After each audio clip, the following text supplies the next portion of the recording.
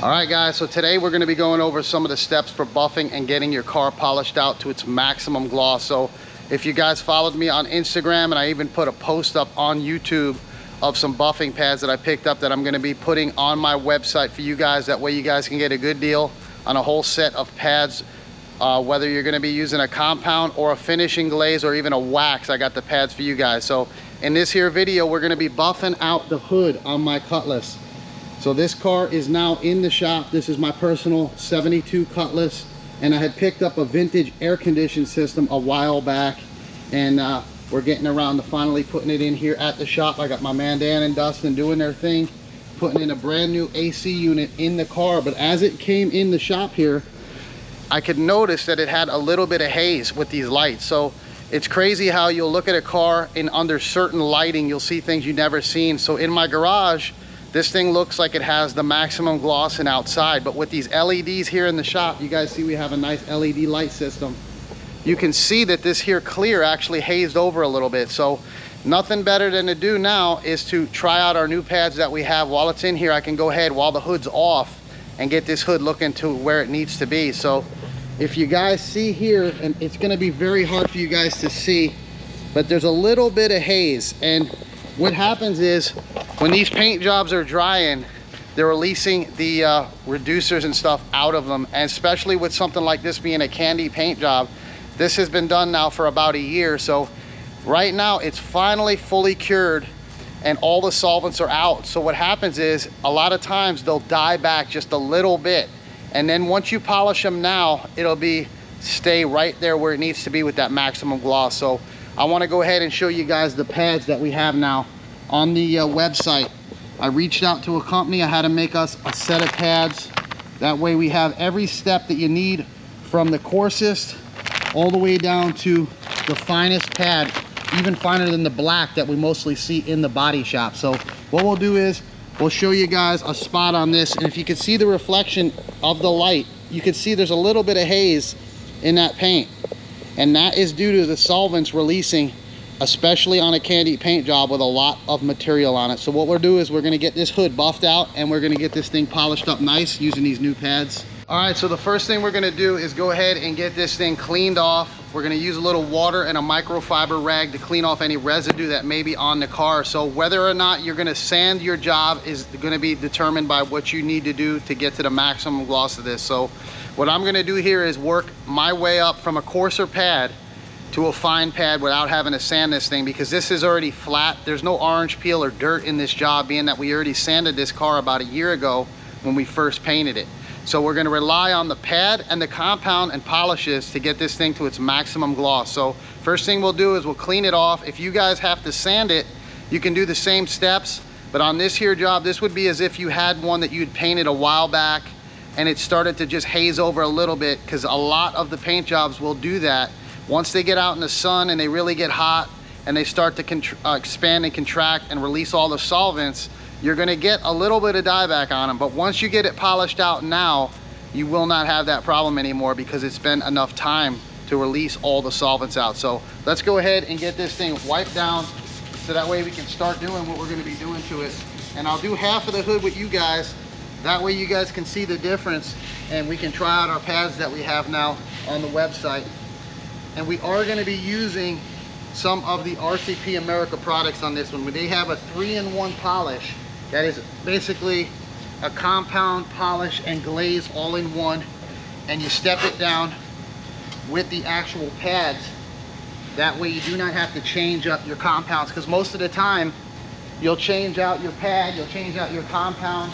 And with this here, you don't have to do all that. You just use different pads and you use the same polish with it. So let's go ahead and get this cleaned off, and we'll do half of the hood. That way we can see the difference in it, and then I'll finish the whole thing out, and then we'll show you guys how it looks all finished up. And a lot of times it'll be mainly on the top surfaces of the car. You'll get it on your trunk and you'll get it on your hood. That's where I noticed it the most, was on the hood of the car, because when the solvents come out, a lot of times they'll land back down on the actual panel. And being that I cover this car with an actual car cover, sometimes that will actually cause more of a dieback, because it's not releasing fully out. Even though it's a breathable cover, it's laying on top and it allows it to land back on the car. So let's go ahead and start out with our first pad with our polish.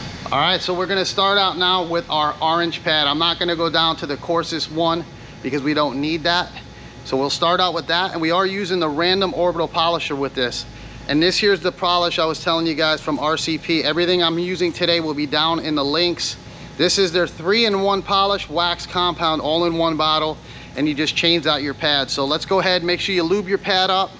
And you guys see here that this has this triangle cut. What that does is that alleviates some of the heat when you're buffing stuff out and gives you less chance of burning things. That's why you guys see those different types of pads, or you'll see the waffle, or you see like a hexagon. It's all to disperse the heat in the buffing pad. So let's go ahead and put some on here, get this pad lubed up, and then get this area polished up.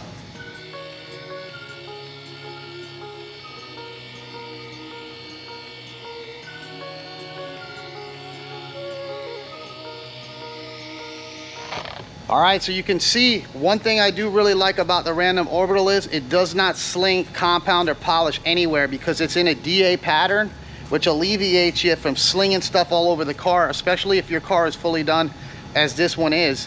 Even though we have the hood off, we don't want to sling stuff all over the shop and the car. So we're gonna go ahead now, hit it with this a little bit more, and then we'll step it down with our next pad, and then we'll work it all the way fine, and I'll show it to you guys.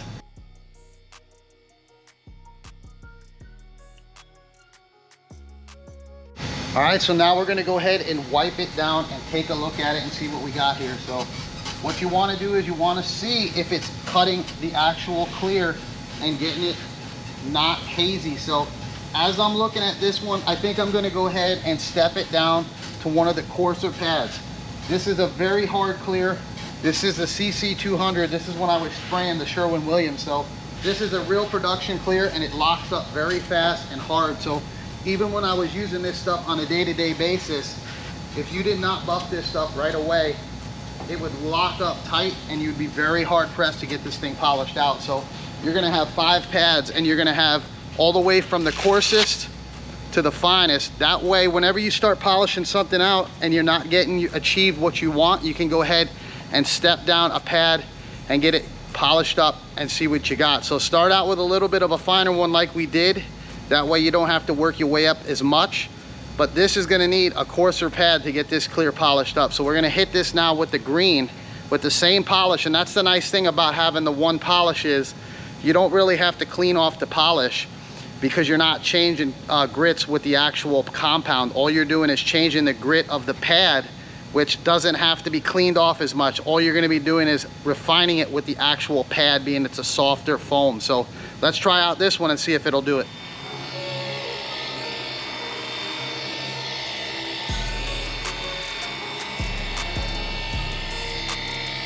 All right, so now we'll wipe off a little section and see if it's actually cutting it a little bit coarser. So we're gonna have more scratch because we have a coarser pad, but that's what we're gonna do. We're gonna refine that with the other pads. And that definitely did cut it a lot better. You guys won't be able to see what I'm seeing here, but I'm looking at the light.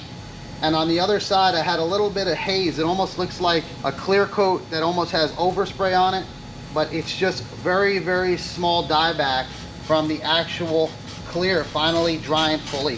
And that right there did it. So we know we can start out with the green pad and then work our way up. So I'll give you guys a quick look at it. Hopefully you can see it. And we still got to refine it more. But if you look at that light right there, you can see that it has a lot more clarity in it than it did when we started. So look at this side here. Look at that light. See that light, how it looks like it's got a haze on it? This side here now has a lot more of a deep gloss. So we're going to continue out with the other pads and see what we get at the end.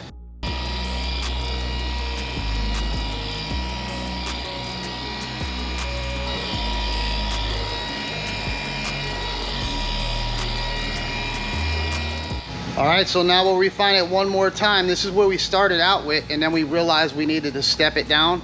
And that's what's nice about having the 5 pad. Let's go ahead and refine it one more time. We've got 2 more steps to do, and this will be a maximum shine.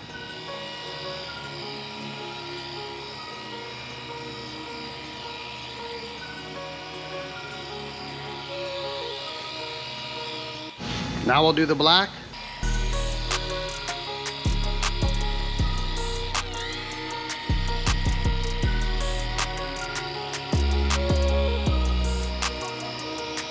And then the final step will be the red pad, and this is the one that I really like, and you don't see that much in the collision world. We usually stop at the black.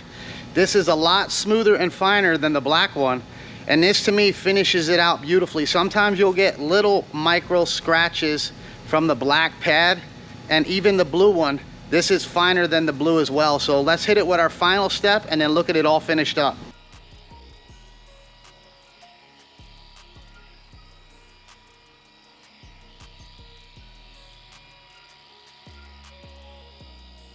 All right, so now we'll go ahead and wipe everything off. Make sure you have yourself a brand new microfiber for your last stage in case you picked up any kind of dirt in between when you were doing anything. So now we'll go ahead and wipe it off and then we'll look at it. And I've really been liking using the random orbital buffer lately. So if you guys follow me, you know I picked it up not that long ago. That was the Milwaukee.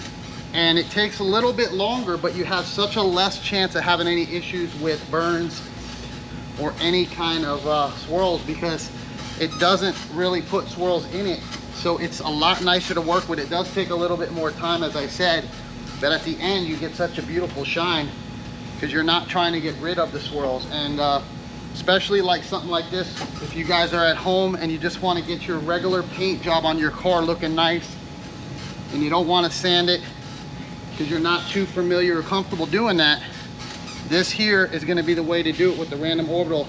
And that Milwaukee is a little expensive. I'll leave a link, but I'll also leave a link to a cheaper one that I've used before I had the actual Milwaukee.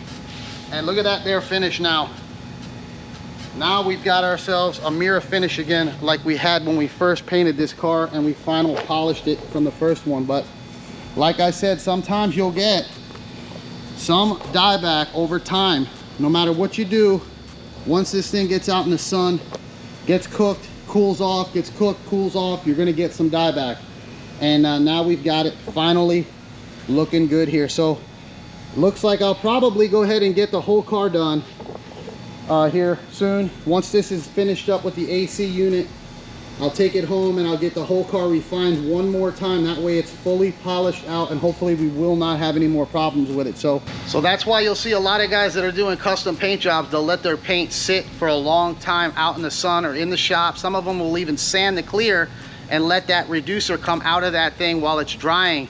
That way, once they buff it, they will not have to do that anymore. So we thought we were good. It did look good in most lighting, and out in the sun this thing looked beautiful, but sometimes you'll get them under a certain lighting and you'll see that little bit of haze on something, and this one is tending more to do that, being this is a true candy which has actual urethane clear, and it's a true candy paint job, so it has more product on it than a normal job. So this definitely fixed it up, and everything that I have in this video here will be in my link down below in the description.